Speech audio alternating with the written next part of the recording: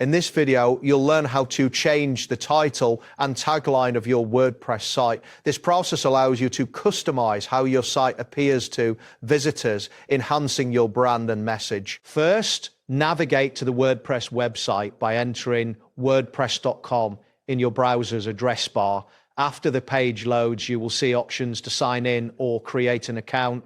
If you're not already signed in, click the login button located in the top right corner of the screen. Once you enter your login credentials and successfully access your dashboard, locate the site you want to edit. If you have multiple sites, you will see a list of them on your dashboard.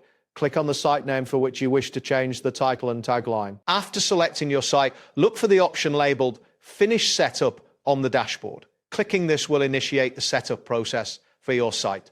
This step is essential for ensuring that you can make the necessary changes. Next, type in the phrase Change WordPress title and tagline in the provided text box. This action helps the system understand your request. After you enter this text, you should see a confirmation message stating, I can do that. What would you like to set as site title and tagline? This message indicates that the system is ready for your input. Now, type in your new site title in the designated field. The title is crucial as it represents your brand.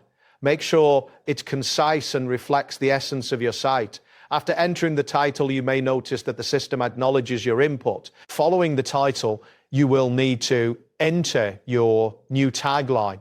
This is a short description that typically appears under or next to the title. It should capture the essence of what your site offers.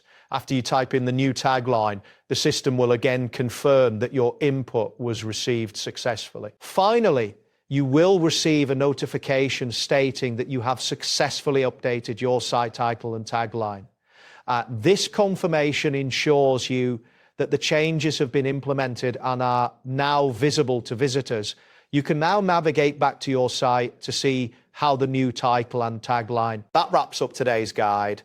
Thanks for watching and catch you in the next tutorial.